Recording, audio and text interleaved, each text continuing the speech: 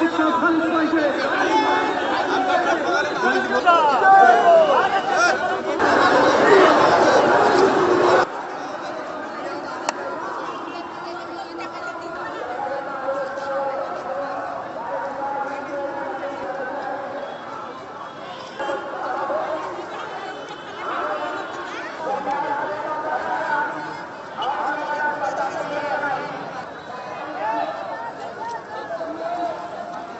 साधू कुटुंबियांना सुरक्षा मिळालीच पाहिजे. साधू कुटुंबियांना सुरक्षा मिळालीच पाहिजे.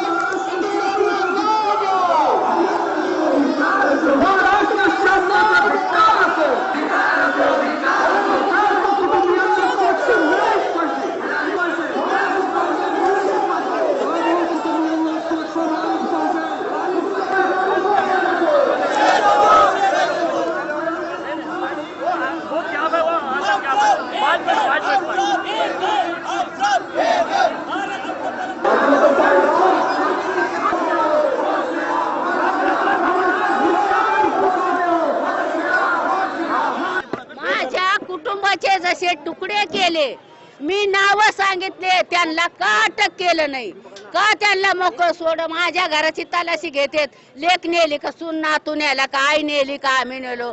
मग हे यांचे दाबादाबीचे काम चालले. सारे डिपार्टमेंट लबाड आहेत, सारे लुच्चे आहेत. ते काय करतात, लेकाला झालं का नातीला सांगते 3000 देतो, 10000 देतो. घरातल्या परिवाराचे नाव घे. माझा परिवार एवढा पैशावाला आहे का, असे अतिका तुकडे तुकडे करणारे हातारे माझ्या परिवाराजवळ आहेत का. आणि काय नेलं तर माझ्या घरातून एक कुऱ्हाड आणि एक करवत आणि जुने पाने उश्या फाडून कपडे, टीव्हीची सुद्धा खोलून तलाशी घेतली आणि एक कोयता नेला.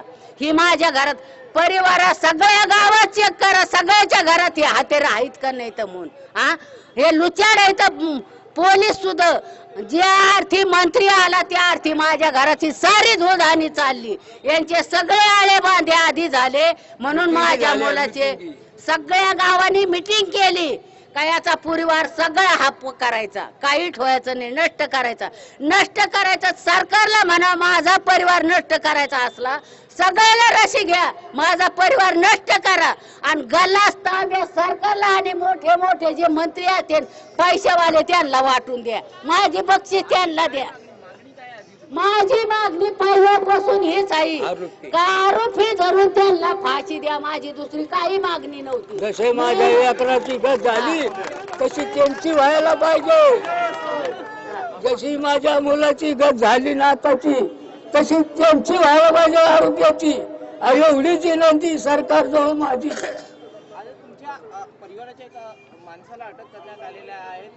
ते माझे नातू, माझ्या थोरल्या मुलाचे मुलं होत आमच्या घरातच हा काळ शिरलाय का. या आरोपी आमच्या घरात आहेत का गरीबाच्या. कमून असं सरकारने आमच्यावर हातार धरले. काय म्हणणं आहे, आम्ही आजचा जीव देऊन जाऊ इथून. करा तुम्हाला मजा आजा करायची तर आम्हाला मरायची भीती वाटत नाही. आता कुणीही गोळी घालून मारून टाका, पण न्याय असा खरा झाला पाहिजे.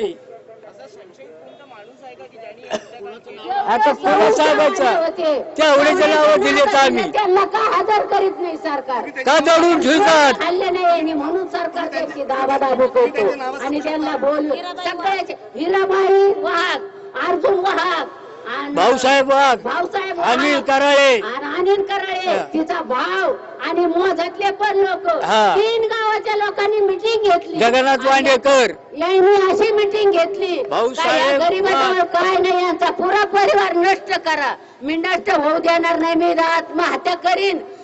मी नष्ट होऊ देणार नाही. कशाबद्दल आवय पोलीस पैसे खात्यात पैसे आणि आमच्या कोण विचारित आजी कसं झालं, आजी कुठं झालं आणि तिकडे जाऊन भिडत येत नाही का.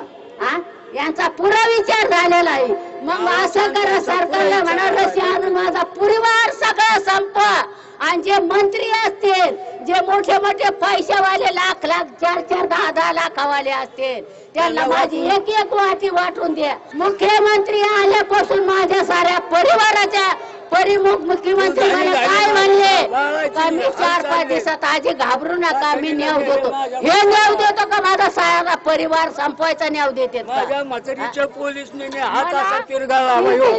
माझा हात धरून पोलिसीने बाईने ते मला म्हणे बाजूला सर कमत. मी सांगितलं का माझे नातू आले, सरकारचा नियम आहे, ज्यांनी सरकारने खून जरी यांनी आरोपीने केला तर सरकारचं म्हणणं की याला 2 शब्द बोलून द्या, नातेवाईकाला याला फाशी द्या. प्रशांत जाधव हा त्या दिवशी संध्याकाळी माझ्याजवळ झोपलेला होता, तरी त्याला आरोपी म्हणून नेलेलं आहे. आणि जे आरोपी खरे आरोपी आहेत त्यांना ठेवले बाजूला आणि माझ्याच नवऱ्याला आरोपी म्हणून नेलेलं आहे. ज्या ठिकाणी पोलीस बोलते त्या ठिकाणी ते जात होते, त्यांचा संपर्क घेत होते. पोलिसांनी विहिरीजवळ कुत्रा आणला होता बघण्यासाठी. मग तो कुत्रा का नाही त्यात माझा नवरा प्रशांत जाधवला अटक केलं, त्या जवळ का गेला नाही कुत्रा? आणि नंतर तिकडं जवळ बोलवते तेव्हा माझा नवरा नार्को टेस्टला 2दा गेलेले आहेत. आणि नंतर ज्या दिवशी अटक करायचे त्या दिवशी 5-5:30 वाजता म्हटले सही करायला या म्हणून, आणि त्याच्यानंतर लगेच त्यांना अटक केले. कुठं काहीच गुन्हा नाही माझ्या नवऱ्याच्या हाती, तरी त्यांना अटक करण्यात आलेलं आहे. त्यांचा पुरावा काय म्हणून आम्ही पुरावा दाखवा म्हणतो, पुरावा सांगा म्हणतो, तरी पुरावा माहिती सांगत नाहीत, काय नाहीत. आणि त्याच्यानंतर माझ्या दिराला आता 2-3 दिवस झाले नेलेलं आहे अटक. म्हणजे पूर्ण माझं घरच नेऊन बसवते का काय माहिती. खरे आरोपी सोडून दिले तर आमच्याच घराला नेऊन टाकायला होतं. माझे लहान 2 मुलं आहेत, मुलगी 3 वर्षाची, मुलगा 2 वर्षाचा. मी काय करणार आहे माझ्या घराच्या माणसांना नेल्यावर? मला नाव हिराबाई वाघ, त्यांच्या घरातला त्यांचा भाऊ ते तेवढंच ते सांगितलेलं आहे. किती वेळ सांगितलेलं, त्यांना नुसते 1-2 दिवस नेतात आणि लगेच सोडून येतात. आणि आमच्याच घरातले माणसं जाऊन आमच्याच घरातल्या माणसांना आरोपी म्हणून अटक करण्यात येत. हे असलं कसला न्याय आहे? मला काही नाही, मला फक्त न्याय पाहिजे आणि माझ्या घरातल्या कुटुंबांना सगळ्यांना संरक्षण पाहिजे.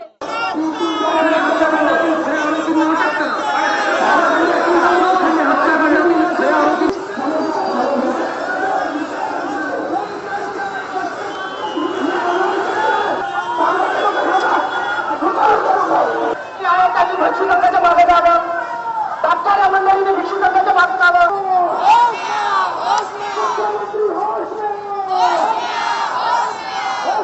देशाच्या स्वातंत्र्याला जवळपास 67 वर्षांचा कालखंड लोटलेला आहे. आणि इतक्या प्रदीर्घ कालखंडानंतरही आमच्या देशात जर जवखेडा घडत असेल, खैरलांजी घडत असेल, तर केवळ मागासवर्गीयांच्या नव्हे तर या देशाच्याच एकूण सामंजस्याची जी परिस्थिती आम्हाला निर्माण करायची आहे त्याच्यावर हा आघात होतो आहे. आमच्या देशाच्या काही भागात जेव्हा काही दहशतवादी हल्ले होतात तेव्हा त्याविरोधात आम्ही खूप मोठ्या आवाजात त्याचा निषेध करतो. आपल्या पंतप्रधानासहित त्याचा निषेध करणारे लोक आम्ही पाहतो आहोत. परंतु हा दहशतवाद जेवढा वाईट आहे तेवढाच या देशातील मागासवर्गीयांवर होणारे जे अन्याय अत्याचार आहेत ते सुद्धा त्या दहशतवादापेक्षा कमी नाहीत. उलट हे अधिक भयावह यासाठी आहेत की मागासवर्गीयावर अन्याय अत्याचार करणारा माणूस जो आहे हा माणूस वाईट नाहीये, त्याला अन्याय अत्याचार करण्यासाठी प्रवृत्त करणारे धर्मग्रंथ कारणीभूत आहेत. आणि म्हणून या देशामध्ये जर खऱ्या अर्थाने काही क्रांती होण्याची गरज असेल तर त्या धर्मग्रंथातील हे जे विषमतावादी विचार आहेत, हे गुलामगिरीला प्रोत्साहन देणारे जे विचार आहेत, त्या विचारांना हद्दपार करण्याची गरज आहे.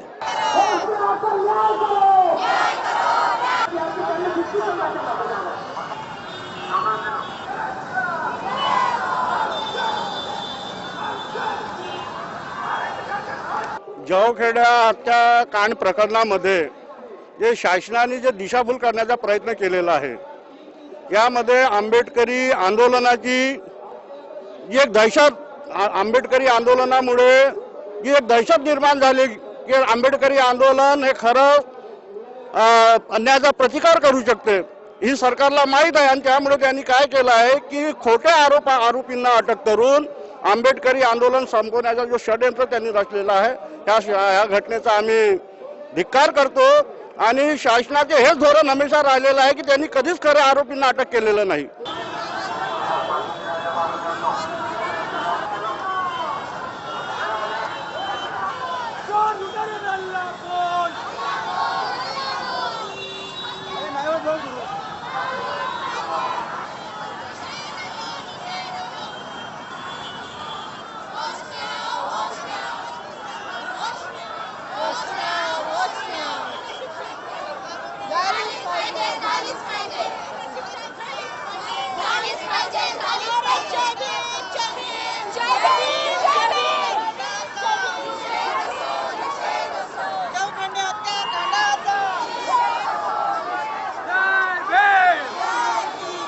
अहमदनगर जवखेड या गावामध्ये जो तिहेरी हत्याकांड घडवून आणण्यात आला, ज्या जातीयवादी प्रवृत्तीने हे जे कृत्य केलेलं आहे ते कृत्याला खतपाणी शासन, मग ते केंद्र सरकार असो महाराष्ट्र सरकार असो, हेही जातीय खतपाणी घालण्याचं काम करताय असं दिसतंय.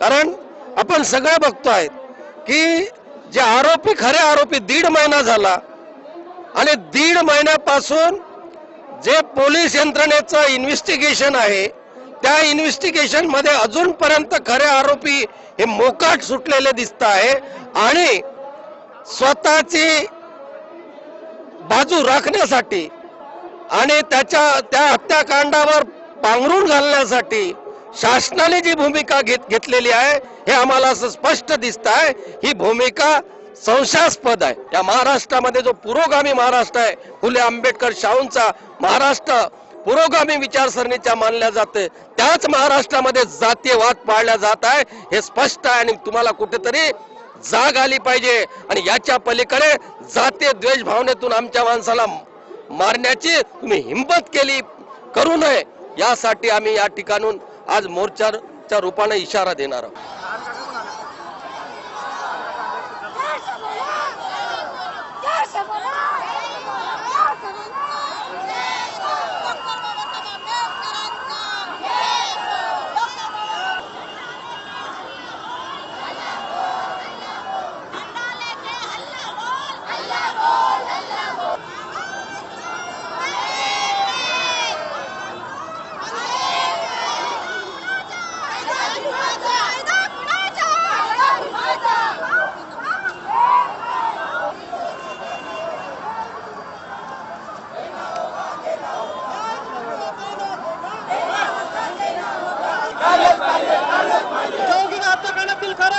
तुम्ही शोधून काढलेच पाहिजे.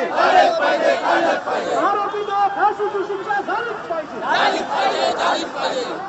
आज का जो कार्यक्रम है ये सभी जितने भी फेडरेशंस है, जितने भी एसोसिएशंस है हमारे नागपुर में, बुद्धिस्ट एसोसिएशन है, दलित एसोसिएशन है और जितने भी सामाजिक संस्था है, Ambedkar centre for justice and peace, doctor Baba Saheb Ambedkar health organisation, Banai engineer association, lawyers association, professor association, architect association, इनके माध्यम से सबसे पहले जो जवखेड़ में जो ये हुआ है, हत्याकांड हुआ है, ये बहुत अमानवीय है और इतने भी संस्था की तरफ से भाई हम लोग सबके तरफ से मैं इसका निषेध करना चाहता हूँ.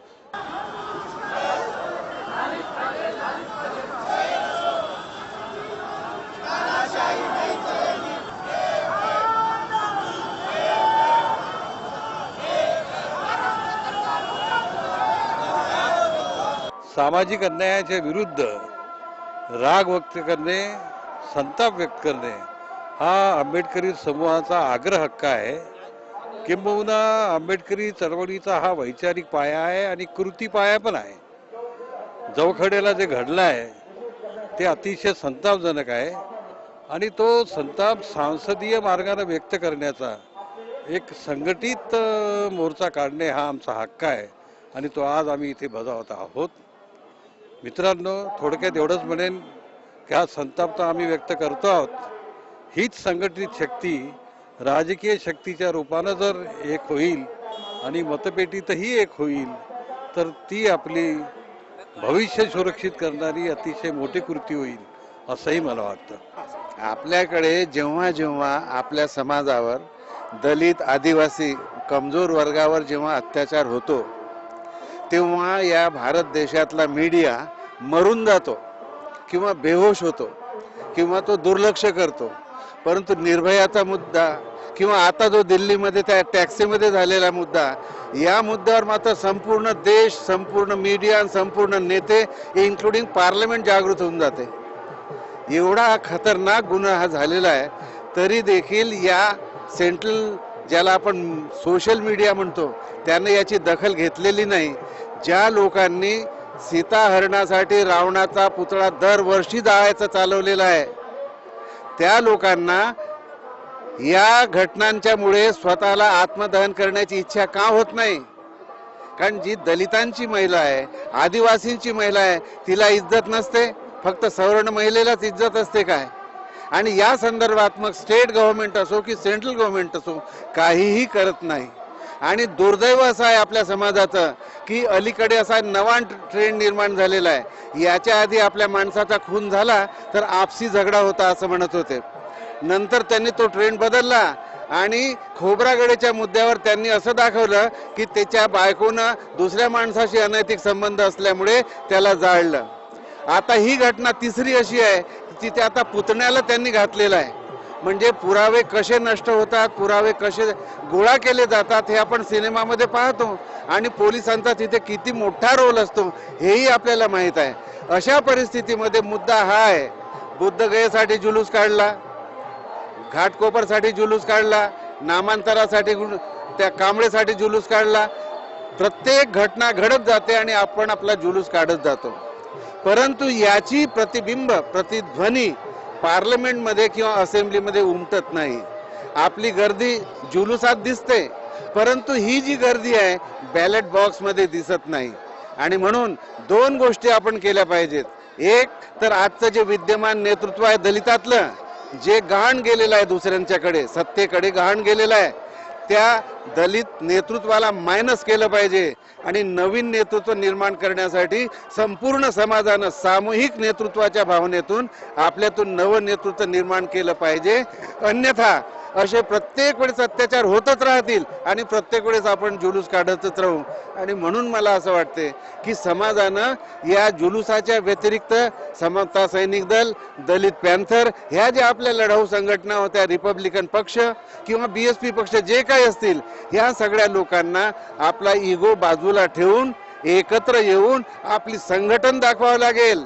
मित्र, या ठिकाणी काही लोक आपल्याला संबोधित करणार आहेत. ज्या जाधव कुटुंब या ठिकाणी उपस्थित आहे आणि संपूर्ण महाराष्ट्रातून या ठिकाणी लोक आलेले आहेत. आपण फार चांगला या मोर्चाला प्रतिसाद दिला, त्यामुळे आम्ही आपले आभारी आहोत. ये साजिश है, कौन साजिश किया का सोचो तो जातिवाद को मानने तो राजा सभाऊ हे वास्तव असताना ज्या पद्धतीनं या अहमदनगरमध्ये जे काही अत्याचार झालेत पूर्ण या काळामध्ये, याचं एक जर निदान असं केलं तर असं वाटतं की कॉन्स्पिरसी आहे. हे जाणून बुजून दलित समाजावर होणारे अत्याचार आहेत आणि दलित समाजच नाही तर जो अजून मागासलेला आहे VJNT याही समाजावर कंटिन्युअसली अत्याचार होत आहेत. आणि या सगळ्या अत्याचारांचा अतिरेक झाल्यामुळे त्याचा इम्पॅक्ट एक असा झाला की आता लोकांना वाटायला लागलं की आता आपण या देशात काही आपण सुरक्षित राहू शकत नाही.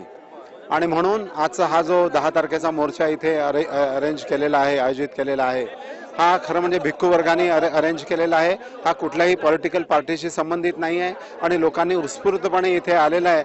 आणि या सरकारला इथले लोक सांगू इच्छितात की आम्ही एक आहो आणि आता आमच्या सहनशक्तीच्या पलीकडे आहे. ये आज यहाँ पर दलित, अल्पसंख्यक, मुस्लिम और सिख समाज के द्वारा ये संयुक्त मोर्चा का जो आयोजन किया गया है, यह एक आंदोलन है और ये जो आंदोलन है दलित और पिछड़े समाज और अल्पसंख्यक के ऊपर जो अन्याय हो रहा है, जो अत्याचार हो रहा है, उसके खिलाफ में ये जन आक्रोश है। और ये जो प्रशासन है, ये प्रशासन दलितों को संरक्षण देने में, अल्पसंख्यकों को संरक्षण देने में असफल रहा है। इसके खिलाफ में आंदोलन है और ये मोर्चा अभी विधानसभा पर जाएगा और हम अपने सभी दलित, पिछड़े समाज, अल्पसंख्यक की भावनाएं सरकार को हम लोग बताएंगे और उनसे ये कहेंगे कि अगर सरकार दलितों को, अल्पसंख्यकों को सुरक्षा नहीं दे सकती तो दलितों को इसके बारे में और अल्पसंख्यकों को इसके बारे में गंभीरता से विचार करना होगा। ये इशारा है दलित और अल्पसंख्यक समाज की ओर से। हे जे अत्याचाराचे प्रमाण तिथे चाललेले आहेत ते सारे आम्ही युनायटेड नेशन्सला सबमिट करत आहोत। युनायटेड नेशनची एन्क्वायरी लागलेली आहे याच्यावर आणि त्याच्याशिवाय जोपर्यंत हे अट्रॉसिटी ऍक्टच्या बाबतीत मोठ्या प्रमाणात कार्य करत नाही तोपर्यंत महाराष्ट्र धोक्यात आहे, देश धोक्यात आहे आणि याचा परिणाम देशाला भोगावे लागतील। आज हम यहाँ जमा हुए हैं, हिंदू, मुस्लिम, सिख, ईसाई सब मिल करके हम इस बात का दुख प्रकट करते हैं कि जो अहमदनगर के पास जो दलितों के साथ अत्याचार हुआ है और उसके अभी तक उनको गिरफ्तार नहीं किए, जबकि गिरफ्तार कर लेना चाहिए था। पुलिस डिपार्टमेंट काम कर रही होगी, इससे भी इनकार नहीं है, लेकिन इतना लंबा पीरियड लेकर के काम करना जिससे लोगों के दरमियान टेंशन क्रिएट होता है और फिर छानबीन के अंदर घर के लोगों को ही आप उठा के लेके जा रहे हैं तो छानबीन कर लेके जाओ, मना नहीं करते, लेकिन ताबड़तोड़ इंक्वायरी करके फिर उनको रिहाई भी करना चाहिए ताकि आपस में इख्तलाफात नहीं बढ़े। और ये अत्याचार जो हुआ है बहुत ही घिनौना हुआ है। अगर इसको हम इस पर जल्दी कार्रवाई नहीं करेंगे तो ये अत्याचार कल दूसरों के साथ होगा, तीसरों के साथ होगा, तो फिर ये हमारा हिंदुस्तान पूरा कब्रिस्तान बन के रह जाएगा। और हिंदुस्तान स्वर्ण भारत है, स्वर्ण भारत को स्वर्ण भारत बना के रखना चाहिए ना, चमन को गुलिस्तान बना के रखना है हमारा तुम्हारा काम है। सिख वेलफेयर सोसाइटी और दलित पैंथर का स्पोक्समैन होने के नाते यहाँ पे मांग करता हूँ आपके चैनल के माध्यम से कि ये जो जावखेड़ा का हत्याकांड हुआ है ये बहुत ही अमानवीय हत्याकांड हुआ है। ये मानवता के ऊपर में बहुत बड़ा नरसंहार हुआ है और मानवता के ऊपर में शर्मसार करने वाली घटना है। इसकी जितनी भी निंदा की जाए कम है और मेरी ये मांग है कि इसकी निष्पक्ष जांच होनी चाहिए। ये जो घर के लोगों के ऊपर लाशें लगाया जाता है, हत्याकांड होने के बाद में जिस परिवार के साथ में ये घटना घटती है, क्या उसी परिवार का सदस्य ही ये घटना घटाता है? ये इस चीज के ऊपर में बहुत बड़ी प्रश्न चिन्ह लगता है इस देश के ऊपर में कि ये कैसा अन्याय है और दलितों के साथ में और अल्पसंख्यक समुदायों के साथ के में ही क्यों ये अन्याय होता है। ये न्याय नहीं होना चाहिए, ऐसी मांग करता हूं। और ऐसे एक न्यायाधीश के द्वारा जो एक ऐसे समाज का हो जो निष्पक्ष जांच कर सके, ऐसे न्यायाधीश द्वारा जांच होनी चाहिए अथवा सीबीआई द्वारा जांच होनी चाहिए। ये जो मोर्चा जो निकला है सर्वपक्षीय, ये जावखेड़ के घटना का निषेध करने के लिए अपन ने जो मोर्चा निकाला है उसमें जो हमारी डिमांड है कि जादव परिवार ने इसके पहले भी मीडिया को बोला था कि ये पुलिस हमको एक तरफा घेरने की, हमारे को आरोपी बनाने की कोशिश कर रही है। ये पहले चैनल पे आ चुका इलेक्ट्रॉनिक मीडिया पे। उसी प्रकार से इन्होंने उनका जो लड़का था प्रशांत, उसको अटक न करते हुए उसकी नार्को तपासनी टेस्ट कराए। हमारा ये कहना है कि नार्को तपासनी उनकी की है तो जो उन्होंने जो संशयित आरोपी जो बोले हैं, नाम दिया है हत्याकांड में, उनकी भी नार्को टेस्ट होना चाहिए थी। अत्यंत भयानक असा हत्याकांड आहे। ज्या हत्याकांडाने दलित, बौद्धाची, अल्पसंख्याकांची मन अत्यंत दुखी झालेली आहे। म्हणून या प्रकरणाची सीबीआय इन्क्वायरी व्हावं आणि खरं काय ते सामोरे यावं, खरे आरोपी पकडले जावे अशी विनंती सरकारला आम्ही वारंवार करत आहोत। परंतु सरकार त्या दृष्टिकोनातून कुठलाही हा कार्यक्रम राबवण्याच्या तयारी दिसत नाही। उलट सरकार घरच्याच लोकांना आरोपी बनवून या प्रकरणाला दाबण्याचा प्रयत्न करत आहे। म्हणून या सरकारचा निषेध करण्यासाठी आज मोठ्या संख्येने समाजातील सारे एक संघ होऊन या ठिकाणी आलेले आहेत। आज तमाम आंबेडकरी जनता की ताकत इस मनुवादी जातिवादी प्रवृत्ति के विरुद्ध जो संघर्ष खड़ा हो गया, एक संगठित, कई सालों के बाद ऐसा मंजर देखने में आया। और इस अन्याय अत्याचार के विरोध में जो संघर्ष मोर्चा आज दलितों के एकजुट का निकला है, आज जरूरत है कि संगठित होकर इसके खिलाफ संघर्ष करने की। जाति अंताची चळवळ, जातिवाद नष्ट होना, इस देश में बौद्धों को आत्मसम्मान दिलाना, इस देश में दलितों को समान अधिकार दिलाना, ये आज अगर पूरा करने का है बाबा साहब का सपना, तो आपको संगठित होकर संघर्ष करना ही पड़ेगा। जवखेडा प्रकरणामध्ये आजच्या परिस्थितीत जे सर्व सुरू आहे की घरातलेच लोक पकडण्यात येत आहेत, तेच आरोपी आहेत, गाडी सापडलेली आहे, एक जो असा कार्यकर्ता आहे की ज्याला पकडलेला आहे, नाव सांगायला त्याचं नाव आता सांगत नाही कारण त्याला अटक झाली नाही, आज सर्व पेपरला छापून आलाय, पण तो आपल्या सोबत आहे, त्याला अटक झालेली नाही आहे, पण असं दाखवत कारण तो कार्यकर्ता अगदी पहिल्या दिवसापासून, पहिल्या क्षणापासून आणि त्यातल्या त्यात तो फक्त कार्यकर्ता नाही आहे तर तो या जाधव परिवारातला नातलगही आहे, नातेवाईकही आहे, त्याच्यामुळे त्याचं धावून जाणं गरजेचं होतं, तो धावून गेला आणि आता ते सांगतायत की तो मुंबईत आहे, त्याला अटक झालेली आहे आणि सर्व पेपरला त्यांनी कालपर्यंतही दिलं, तर ही खोटी बातमी आहे। आता अशी बातमी गेल्यामुळे सर्व समाजामध्ये, या एकूण दलित समाजामध्ये आणि इतर समाजामध्ये हे लोक आपसातच मारतात ना, फालतू असं करतात, असं जो समाज झालेला आहे आणि याही समाजामध्ये असा संभ्रम झालेला आहे, आता जावं की नाही जावं मोर्चात, करावं की नाही करावं, काय खरं आहे ना काय खोटं आहे, असं एक संभ्रम अवस्था या समाजामध्ये निर्माण करण्याचं, या अधिवेशनाच्या काळात करण्याचं हे जे षडयंत्र सुरू आहे महाराष्ट्र शासनाचं, हे खरंच निषेधार्ह आहे आणि अमानवीय आहे। हे नोट करा, प्रथम वर्ग न्यायालयाचा आहे जो त्यांच्यावर ज्या अंतर्गत कारवाई होऊन राहिली आहे आणि त्याच्यात म्हणतायत की थोडक्यात हकीकत सांगतायत आणि त्याच्यामध्ये हे जे नाव जयश्री जलगाव जाधव, जगन्नाथ जाधव, आता जयश्री संजय जाधव पाहिजे। जर यांच्या इन्व्हेस्टिगेशन मध्ये यांना नावं नाही माहीत कोण आहेत, कोण मेली, यांची नावं नाही माहीत, हे काय नावं लिहून राहिले, हा काय आहे, हे दुसरं नाव दिलेलं आहे सुनील जगन्नाथ जाधव, आता सुनील संजय जाधव पाहिजे, तो पोरगा आहे त्याचा। जर हे नाही माहीत आणि हे तुम्ही केस हे गंभीरतेनं केलं आहे म्हणता, याच्या आधारावर कारवाई होऊन राहिली आहे, हा काय प्रकार आहे, हे कोर्टाचं आहे, आपलं कोण प्रायव्हेट आहे याच्या नाही ज्याच्या आधार होऊन राहिला आहे, हे बघा तारीख आणि सर्व दिलेलं आहे। हा जो खेळ सुरू आहे आणि हा जो मूर्खता बनवणं सुरू आहे, याच्या बाबतीत गंभीरतेनं समाजानं विचार करायला पाहिजे। या निषेध मोर्चामध्ये आम्ही संपूर्ण दलित चळवळीच्या लोक जनशक्ती पार्टीचे आणि दलित सेनेच्या वतीने संपूर्ण ताकद जोखून जोपर्यंत जाधव कुटुंबाच्या खऱ्या मारेकरूंना अटक करून त्यांना फाशीची शिक्षा होत नाही तोपर्यंत या समाजाच्या वतीने आणि या एकजुटीच्या यलगारांनी हा आंदोलन असंच चालू ठेवायला पाहिजे।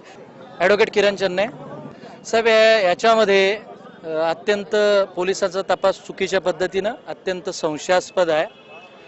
पोलिसांना फिर्यादीने जी नावं सांगितली त्या अनुषंगानं पोलिसांनी कुठलाही तपास केलेला नाही, त्यामुळे पोलिसांना ज्या वाघ कंपनीनं ज्यांनी पहिल्यांदा फोन केला या प्रकरणामध्ये, ज्यांनी सांगितलं की त्यांना साप चावलेला आहे, त्यांची नावं संशयित म्हणून सांगण्यात आली, परंतु पोलिसांनी त्या दिशेनं कुठलाही तपास केला नाही।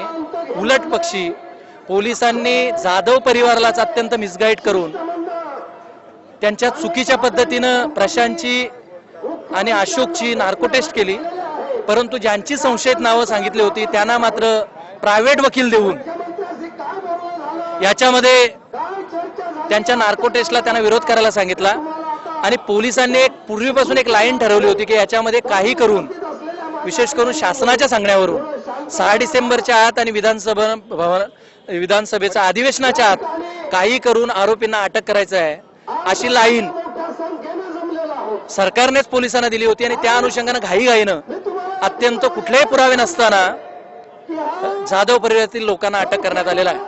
आपण जर या प्रकरणातले पोलिसांचे रिपोर्ट जर कोर्टातील बघितले, कुठलीही हत्या होताना मोटिव्ह असतो, इंटेन्शन असतं, परंतु यांचे जर रिपोर्ट आपण बघितले तर त्याच्यामध्ये अज्ञात कारणावरून यांनी हत्या केल्याचा संशय आहे म्हणून आम्ही प्रशांतला अटक करत आहोत। अशा पद्धतीचे अत्यंत फॉल्स रिपोर्ट त्या ठिकाणी दाखल केलेले आहेत, खोटे पंचनामे क्रिएट केलेले आहेत, खोट्या बातम्या प्रसार माध्यमातून पसरवून लोकांना आणि चळवळीला भ्रमित करण्याचं काम केलेलं आहे। दिनांक 9 डिसेंबर 2014चं नवाकालचा पेपर आहे, ज्याच्यामध्ये पोलिसांनी की जवखेडा हत्याकांडामध्ये आणखीन 2 आरोपींना अटक असे नावाची बातमी दिलेली आहे। त्याच्यामध्ये नाथा अल्लाट म्हणून अटक केलेला आहे, हे अत्यंत खोटं आहे। नाथा अल्लाटला अटक आजपर्यंत झालेली नाही, तो आमच्या संपर्कात आहे, वकील म्हणून आमच्याकडनं तो कायदेशीर काही बाबींचा उलगडा करून घेतोय, त्यामुळे अत्यंत खोट्या बातम्या द्यायच्या। काल त्यांनी एक गाडी जप्त केलेली आहे, ती पुण्याला पकडली असं खोटं सांगतायत, त्या बाबतीमध्ये देखील आम्ही तक्रारी केलेल्या आहेत। ती गाडी त्याच्या साडूच्या घराजवळ अत्यंत पडीक अवस्थेत, जिचे टायर व्यवस्थित नाहीत, अशी गाडी जप्त केलेली आहे। म्हणजे ह्या प्रकरणामध्ये जाधव परिवाराला अडकवण्यासाठी जातदांडग्यांच्या आणि धनदांडग्यांच्या सांगण्यावरून एक फॉल्सली स्टोरी क्रिएट करण्यात आलेली आहे, ज्याच्यामध्ये पोलिसांचा रोल अत्यंत महत्वाचा आहे. तो आम्ही कोर्टामध्ये त्याचा पर्दाफाश करणारच आहोत. परंतु पोलिसांची ही सगळी जी कृती आहे ही अत्यंत अन्यायकारक, पोलीस यंत्रणेला काळिमा फासणारी आणि एकूणच पोलिसांच्यावरील विश्वास उडवणारी आहे. अशा पद्धतीनं अहमदनगर पोलीस स्टेशनचे पोलीस वागतायत. मी नाता फकीर लाट अहमदनगर झालेल्या जो खड्याचे हत्याकांड हे पूर्णपणे मी 20 दिवस तिथे आहे. आणि जो महेश संजय जाधव, जयश्री जाधव, सुनील जाधव यांचा मी सक्का आत्ता भाऊ आहे. आणि ह्या प्रकरणाला मी उजाळा दिल्यामुळं अक्षरशः पोलिसांनी माझ्यावर भयानक षडयंत्र आखण्याचा प्रयत्न केलेला आहे. माझ्या खोट्या बातम्या देऊन माझी बदनामी करण्यात येत आहे. का 3 दिवसापासून नवाकाळ महाराष्ट्र टाइमला खोट्या बातम्या दिल्या जात आहेत का नाताला त्यांना अटक करण्यात आहे. आज मी जाधव कुटुंबाला न्याय मिळवून देण्यासाठी नागपुरात आलोय आणि माझी तिकडे अटक दाखवते. जाणून बुजून दलित लोकांना पोलीस जातीवाद करू राहिलेले आहेत आणि हे जातीवाद फक्त राजकीय लोकांमुळे पोलीस करू राहिलेले आहेत. हे पूर्णपणे उघड दिसते आज आम्हाला. आणि नगर जिल्ह्यामध्ये हे पोलीस आज दलिताचे रक्षक नसून आज भक्षक झालेले आहेत. ये जो हमारे भाई जो जिनके ऊपर बेइंसाफी हो रही है, तो हमको सबको जो भी इंसानियत के दर्द रखने वाले हैं, जिसको मानवता का है, देश प्रेम है, सबको इनको इंसाफ दिलाने के लिए इनके साथ आना चाहिए और साथ मिलकर इस आंदोलन को और आगे बढ़ाना चाहिए कि हम सबको, गरीबों को, पछड़ों को, सबको इंसाफ मिल सके. अहमदनगर जिल्ह्याच्या जवखेडा तिहेरी हत्याकांडाच्या निषेधार्थ या ठिकाणी आम्ही मोर्चा काढलेला आहे. ह्या मोर्चामध्ये सगळे कलाकार मंडळी आणि मी गायक प्रकाशनाथ पाटणकर ह्यासाठीच आम्ही सहभागी झालेलो आहोत की आपल्या समाजावर होणारा अत्याचार कधीतरी थांबावा, पण ते थांबण्याचं नावच घेत नाही आहे. खैरलांजीची पुनरावृत्ती परत घडून आलेली आहे आणि आज हा जो धिक्कार मोर्चा आम्ही इथे काढला, एल्गार मोर्चा काढला, आज सगळ्यांनी एकजुटीची शक्ती ह्या ठिकाणी दाखवली. पार्टी सरकारचा निषेध, एनडीए सरकारचा निषेध, शेम शेम शेम. हा जो प्रचंड मोर्चा काढला त्या संदर्भात आपण आत्ताच महाराष्ट्राचे राज्यमंत्री राम शिंदे यांना निवेदन दिलं आणि त्यांना आम्ही सर्व भंतेजी आणि आम्ही सर्व लोकांनी त्यांना स्पष्टपणे सांगितलं की ही जी घटना घडलेली आहे या घटनेच्या संदर्भात जो तपास सुरू आहे हा तपास पूर्णतः चुकीचा आहे. हा तपास संशयास्पद आहे आणि त्यामुळे या घटनेचा पुन्हा तपास व्हावा आणि त्याकरता सीट ज्याला आपण जो स्पेशल इन्व्हेस्टिगेशन टीमची स्थापना करण्यात यावी आणि त्या टीम तर्फे पुन्हा या प्रकरणाची चौकशी करण्यात यावी अशा प्रकारची मागणी करण्यात आली. आणि दुसरी गोष्ट महत्वाची म्हणजे ज्या प्रशांत आणि अशोक जाधवला अटक केली, जे फिर्यादी आहेत, ज्यांचा या प्रकरणाशी कोणताही संबंध नाही, ज्यांचा अन्याय झाला, त्या लोकांना उगीच पोलीस कसा त्रास देतात आणि त्या संदर्भात कोणताही पुरावा मिळालेला नाही. म्हणजे या प्रशांत किंवा अशोक जाधवच्या कोणताही पुरावा मिळाला नाही तरी पोलिसांनी त्यांना कशी अटक केली. आणि विशेष म्हणजे ही जी नार्को टेस्ट झालेली आहे या नार्को टेस्ट मध्ये काही निष्पन्न झालेलं नाही तरी यांना अटक केली. त्या संदर्भात सुद्धा माननीय गृह राज्यमंत्र्यांना याबद्दल सांगितलं आणि गृहराज्यमंत्र्यांनी कबूल केलं की या संदर्भात आम्ही लगेच मुख्यमंत्र्यांशी बोलणं करू आणि या घटनेचा पुन्हा तपास करणार आहोत.